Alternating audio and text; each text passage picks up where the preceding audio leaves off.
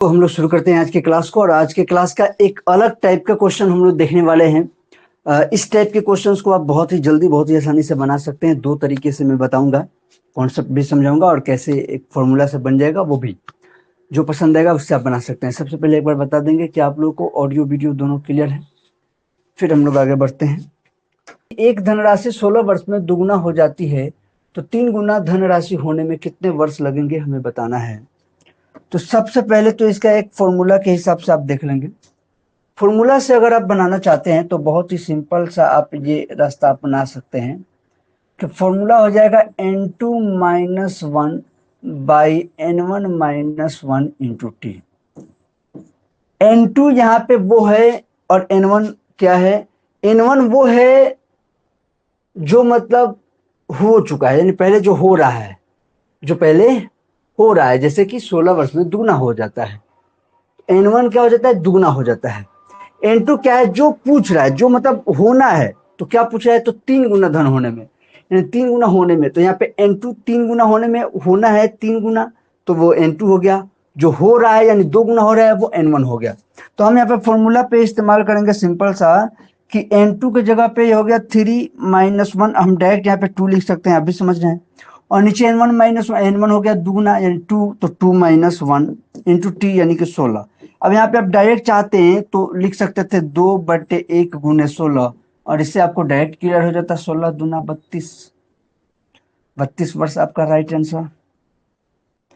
एक तो तरीका ये हो गया फॉर्मूला से, जिसमें बहुत ही आसानी से आप काम कर सकते हैं। ये फॉर्मूला लिखने की जरूरत नहीं होगी और सीधे आप ये दोनों लाइन नहीं लिखेंगे, आप सीधे यहाँ पे आ जाएंगे आंसर आपका बहुत ही सिंपल तरीके से फॉर्मूला से। ओके, एक तरीका और है। अब लॉजिक समझना। कोई बच्चा कहा कि नहीं सर हमको लॉजिक समझाइए कि आखिर ये हो कैसे रहा है। तो लॉजिक अगर आप समझना चाहते हैं बाबू, लॉजिक अगर समझना चाहते हैं तो उसके लिए हम लोग ये कर सकते हैं कि आप एक रास्ता ये अप्लाई कर सकते हैं। जैसे मान लीजिए कोई भी धन है, मान लीजिए कि 1 रुपया है, ये 2 गुना हो जाता है। 1 रुपये से 2 रुपया हो जाता है कितने वर्षों में? 16 वर्षों में। कितने वर्षों में? 16 वर्षों में। 16 वर्ष में 1 रुपये से 2 रुपया हो जाता है। 1 रुपये से 2 रुपया होने में ब्याज कितना लगा? तो 1 रुपया। 1 रुपया से 2 रुपया होने में इसका ब्याज क्या लगा? 1 रुपया। तो अब पूछ रहा है कितने वर्षों में वह धन 3 गुना हो जाएगा। मतलब यही 1 रुपया जो है वो 3 रुपया होना है। कितने वर्षों में?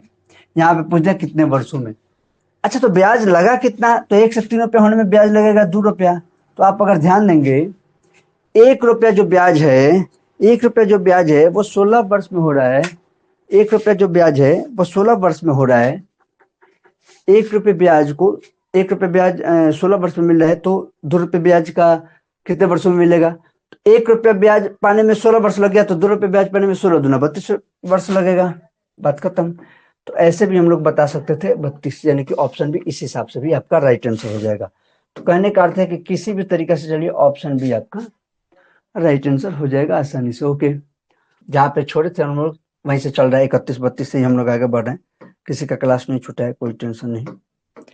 यहाँ पे देखेंगे एक राशि साधारण ब्याज पर 7 वर्षों में दोगुनी हो जाती है। कितने वर्षों में यह राशि मूल राशि से 5 गुना हो जाएगी? मैंने कहा अगर फॉर्मूला पे चलना है तो n2 माइनस 1 बटे n1 माइनस 1 इंटू टी कर सकते हैं। n2 क्या जो होना होगा, क्या होना है? 5 गुना पूछ रहा है। 5 माइनस 1 क्या हो रहा है? तो 7 वर्षों में 2 गुनी हो रही है। तो 2 माइनस 1 कितने वर्षों में? तो 7 वर्षों में। तो 7, 5 में से 1 4/1 गुने 7 बराबर 28 वर्ष आपका राइट आंसर। ठीक है। अब बच्चे कहेंगे कि नहीं सर हम तो ऐसे नहीं बना रहे हैं, हम बना रहे हैं इसको कैसे? हम बना रहे हैं इसको नॉर्मल तरीका से, कॉन्सेप्ट से। वो कैसे? कॉन्सेप्ट से कैसे? तो 1 रुपया से कोई वस्तु 2 रुपया होने में 7 ईयर लगाता है, ब्याज मिला 1 रुपया। तो वही 1 रुपया से 5 रुपया होना है, कितना वर्ष लगेगा? ब्याज चाहिए 4 रुपया।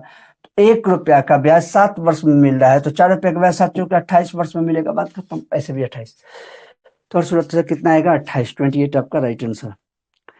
ठीक है, 28 आपका बाबू राइट आंसर। नेक्स्ट क्वेश्चन की तरफ बढ़ते हैं।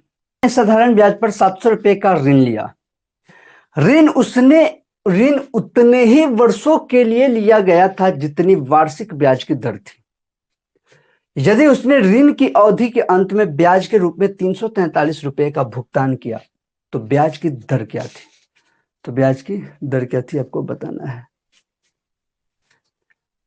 ठीक है, दिमाग लगाइए। तो थोड़ा सा जो ट्रैक चल रहा है उससे एक क्वेश्चन हटे हैं हम, तो बताना चाहेंगे बताएंगे, फिर बाकी तो हम लोग जो बना रहे हैं वो तो आप बना ही लेंगे, इसको बताने का प्रयास करिए। पर 700 रुपए का ऋण लिया, ऋण उतने ही वर्षों के लिए लिया गया था जितनी वार्षिक ब्याज की दर थी। मान लेते हैं x वर्ष के लिए लिया गया था तो रेट भी हो जाएगा x%। जितने वर्षों के लिए लिया गया था उतना ही परसेंट का उसका दर है, वार्षिक ब्याज दर है। ठीक है, अगर 5 वर्ष के लिए लिए थे तो 5% का दर है, अगर 10 वर्षों के लिए लिए थे 10% का, अगर 11 वर्ष के लिए लिए थे तो 11%। ठीक है, तो हम मान लेते हैं कि भाई x वर्ष के लिए लिया गया था तो x% का रेट होगा। ठीक है, तो कहता है कि दर थी यदि उसने ऋण की अवधि के अंत में के रूप में 743 रुपए का भुगतान किया। अंत में उसने कितने का भुगतान किया? वार्षिक ब्याज की दर थी यदि उसने ऋण की अवधि के अंत में ब्याज के रूप में, ब्याज उसने कितना भुगतान किया? 343 रुपए। अब आप जानते हैं कि PRT/100 किसका है फॉर्मूला? तो ब्याज का होता है, सिंपल इंटरेस्ट का। तो यहाँ पे जो P है वो कितना है? 700 रुपये है। कितने वर्षों के लिए दिया गया है? तो भाई हम x रेट और x टाइम माने हैं, तो x इंटू एक्स और अपॉन 100 और इक्वल क्या हो जाएगा? इंटरेस्ट कितना था? 343 रुपए। यही क्वेश्चन कह रहा है। 700 रुपए का जो राशि है वो किसी को ऋण दिया उतने ही वर्ष के लिए और उतने ही दर से, या x वर्ष के लिए x रेट से। तो PRT/100 और ये हो गया, 00 से 00 कैंसिल, 7 से ये कटेगा, 7 चौके 28, 7 9 63। एक्स स्क्वायर का वैल्यू हो गया 49, तो एक्स का वैल्यू 7। आप कहेंगे सर प्लस माइनस 7 नहीं लीजिएगा, तो प्लस माइनस 7 कहने का अर्थ है कि रेट माइनस में थोड़ी जा रहा है, या टाइम वर्ष, खासकर एक्स का वर्ष भी तो लिए हैं, एक्स माइनस में थोड़ी जाएगा, तो ये हो जाएगा। ओके।